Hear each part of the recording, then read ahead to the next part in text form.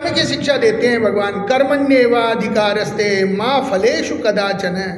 कर्म करो, कर्म से विपरीत नहीं भगाते हैं, पलायन का मार्ग नहीं बताते हैं, कर्म की शिक्षा देते हैं।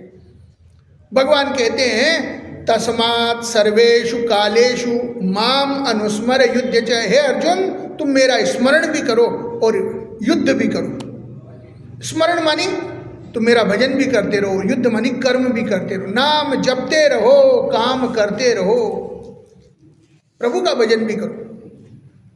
अर्जुन को कहा स्मरण भी करो, युद्ध भी करो। अर्जुन कहता है महाराज स्मरण करने के लिए तो माला की आवश्यकता है, क्या माला फेरूं? भगवान कहते फेरो। और युद्ध के लिए भाला की आवश्यकता है, क्या वो भी? यहाँ कहते वो भी करो, दोनों काम करने पड़ेंगे। माला तो अच्छे लोगों के लिए, कभी कोई अच्छे लोग सज्जन लोग मिले तो माला से स्वागत करना। माला का मतलब बातें, शास्त्र।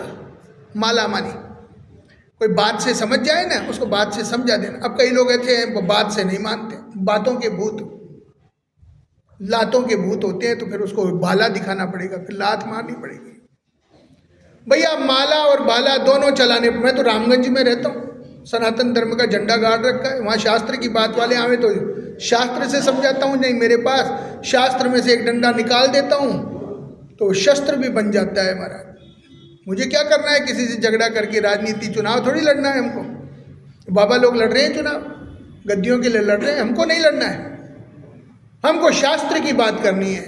भगवान कहना चाहते हैं कि ये सारा जगत मैंने निर्मित किया है, ये जगत मेरा ही है, जीवात्मा रूप से अंश मैं यहाँ सब में विराजमान हूँ, सबको है जो प्रकट किया है। 84 लाख शरीर हैं, देवता है, असुर है, मनुष्य है, पशु पक्षी है, पेड़ पौधे हैं, ब्रह्मा से लेकर तिनके तक सबको बनाया है। और सब काहे से बने? सब ब्रह्म से बने। प्रकृति और पुरुषात्मकम जगत, प्रकृति और पुरुष। प्रकृति के रूप का मतलब है माँ और पुरुष का मतलब है पिता, इसलिए माता पिता स ईश्वर है। इस संसार में भगवान कहते हैं भाई मैं सबके साथ इस रूप में नहीं रह सकता, मुरली मनोहर धनुष बाण ये सबके साथ थोड़ी रह सकते हैं। वही कहा मैं सबके साथ माता पिता के रूप में रहूँगा। तो माता पिता स ईश्वर है। और सबसे बड़ा, सबसे पहला नाम अगर किसी का आया है वेदों में मंत्र तो वह है मातृदेवो भव, माता के रूप में भगवान। माँ संसार का सबसे सुंदर शब्द है माँ। जब बच्चा पैदा होता है तो पहला शब्द उसके मुंह से निकलता है माँ। रोने में भी वो माँ माँ माँ ही करता है। तो माँ शब्द बहुत सुंदर, बड़ा प्यारा शब्द है। मातृदेवो भव, माँ भगवान है, देवता है, जो 9 महीने गर्भ में धारण करती है। भाई देखो कितना बड़ा काम करती है माँ। ये 1-2 दिन की बात नहीं है, 1-2 महीने के लिए नहीं, 1-2 किसी समय में नहीं पाए। उसको कहते हैं 9 महीने 10 महीने तक। बताओ इतना लंबा जीवन। वो माँ न चल सकती, न बैठ सकती, न सो सकती, न खा सकती, लेकिन अपने शिशु की रक्षा करती है। भैया इससे बड़े और कौन भगवान आएंगे? मातृदेवो भव, माता भगवान है। और फिर दूसरा नंबर है पितृदेवो भव, पिता। ये भगवान का स्वरूप है। पिता क्या देते हैं? बीज दह पिता, जो अपना पेट काट के अपने मुख का निवाला दे दे करके बच्चों को खिलाते हैं, पिलाते हैं, पढ़ाते हैं, लिखाते हैं, काम धंधा कराते हैं, शादी ब्याह कराते हैं, योग्य बनाते हैं, अपना सर्वस्व निछावर कर देते हैं अपने संतानों पर। कहते हैं ऐसे पिता भगवान के समान है। मातृदेवो भव, पितृदेवो भव। इनका बहुत बड़ा ऋण है, बहुत बड़ा कर्जा है, कैसे चुकेगा? थे भूल जो सब कुछ मगर माँ बाप ने मत भूल जो, इनको चढ़ियो कर्जो घणो आ बात थे मत भूल जो। बहुत बड़ा कर्जा है भाई। और जितने दुनिया भर के धर्म हैं, जो मत हैं, पंथ हैं, संप्रदाय हैं, सब में केवल पुरुष के रूप में भगवान आया है।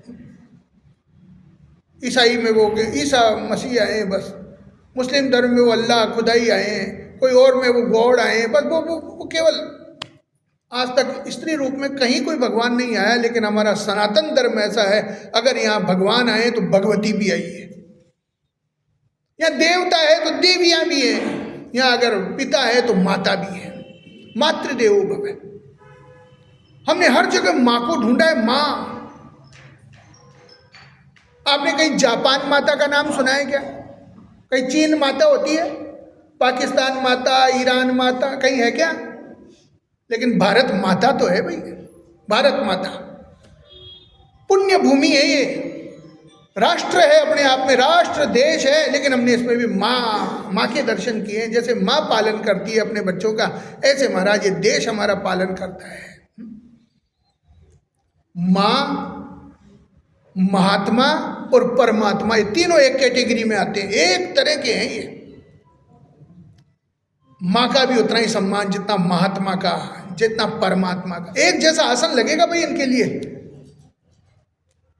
भगवान के परमात्मा के बराबर है माँ, और माँ तो माँ होती है। माता की गोद में बच्चा रहता है, पैरों से आघात करता है, छोटे छोटे पैरों से लात मारता रहता है, बाल नोच लेता है, चश्मा खींच लेता है, अरे सुसु कर देता है कपड़ों में, बिस्तर गीले, मलमूत्र कर देता है, लेकिन माँ कभी घृणा नहीं करती है, माँ कभी बुरा नहीं मानती है। माँ कभी पीटती है कि बच्चे को ये क्या किया तूने? वो कहती है बच्चा है, उसको साफ करके सूखे में सुला देती है और खुद गीले में सो जाती है। माँ है। और बच्चा झांसा देता रहता है, बड़ा होकर माँ को झांसे देता है। माँ को कहता है, माँ तुझे पता है ये मोबाइल क्या होता है? तुझे पता है कंप्यूटर क्या होता है? टैबलेट क्या है? तो ये सॉफ्टवेयर हार्डवेयर पता है? माँ कहती है, अरे बेटा मुझे क्या पता, तू कितनी भोली है, तू कितनी प्यारी है। ये माँ होती है भाई, उसको पता नहीं है, जो कहते बच्चा ठीक है, लेकिन पिताजी को कह के बताओ, वो सब जानते हैं। वो कहते बेटा तेरे बाप हैं, हमने सब सीखा है। माँ होती है, भोली होती है। आज माँ के पास बैठे हैं भैया, अब बताओ ऐसा प्रवचन कहाँ मिलेगा? इसलिए लोग बुलाते हैं, कोई सपूत हो न तो वो बुलाए, नहीं पूरा अखबार भरा हुआ है, सब जगह थोड़ी जाते हैं हम। हर किसी को ये सौभाग्य नहीं है, ये कोई सपूत हो, कोई ऐसा पुण्यात्मा जिसने जीवन भर भगवान की भक्ति की हो, तो अंतिम में भी उसके लिए ये भक्ति की बातें होती है। समय का अभाव है। ये माँ शब्द मानो परमात्मा का स्वरूप माना जाता है, इसलिए हम लोग मातृ पूजक हैं। माता की आराधना करें, भगवान को माँ के रूप में माना गया है। त्वमेव माता च पिता त्वमेव, हे प्रभु आप माँ के रूप में हैं, आप पिता के रूप में हैं। त्वमेव बंधु, आप बंधु बांधव, हमारे जो भाई हैं ये कौन है? कहते हैं भी भगवान है। सखा त्वमेव, फिर घर के बाहर व्यक्ति जाता है तो वहाँ मित्र मंडली मिलती है, अपने दुकान वाले, बाजार वाले, है ना, जो होते हैं व्यवहार वाले, वो कौन है? कहते वो भी त्वमेव, वो भी आपका ही रूप है। देखो कैसे भगवान देखे जा रहे हैं सब में। त्वमेव विद्या, हे प्रभु ये विद्या है, ये आपका ही रूप है। हमारी वेद विद्या तो है, आपकी चिकित्सा विद्या है, मेडिकल वाले हैं, डॉक्टरी भी विद्या होती है, पूरा शरीर खोल देता है, रोग साफ करके फिर सिल देता है। ये कम है क्या बात? बताइए। इंजीनियरिंग ये विद्या है, ये कैसे बना रही, बड़े बड़े पुल बन रहे हैं, बड़े बड़े महाराज ये बन रहे हैं, ये सब विद्या है। कॉमर्स ये विद्या है, आर्ट ये विद्या है, ये कला है, चित्रकला है, शिल्प कला है, मूर्ति कला है, 64 कला, ये सब कला है, ये सब भगवान का रूप है, विद्या। फिर उस विद्या से कुछ धन मिलता है, व्यक्ति अपना पालन करता है, अपने परिवार का पालन करता है, विद्या से ही तो मिलता है। एक गॉड गिफ्ट होती है, भगवान किसी को देता है, उसके द्वारा उसका पालन होता है। तो त्वमेव विद्या द्रविणम त्वमेव, द्रविण मानी धन। ये धन क्या है? कहते ये भी आपका रूप है। इसलिए हमने धन की पूजा भी की है, धन का बुराई भी बहुत की है संतों ने। अरे सब छोड़ो, माया मोह ममता हटाओ, धन को फेंको, नहीं चाहिए। लेकिन हमने कहा नहीं, अगर धन में भगवान को देखा ना तो वो लक्ष्मी का रूप है, और लक्ष्मी जी का तो पूजन होता है। दिवाली की घनघोर रात्रि में और सिंह लगन में हमारा सारी दुनिया जागती है उस लक्ष्मी के लिए, अंधेरे में भी उजाला हो जाता है, जगमग जगमग, इतने दिए, इतनी आतिशबाजी, इतनी वो सजावट होती है।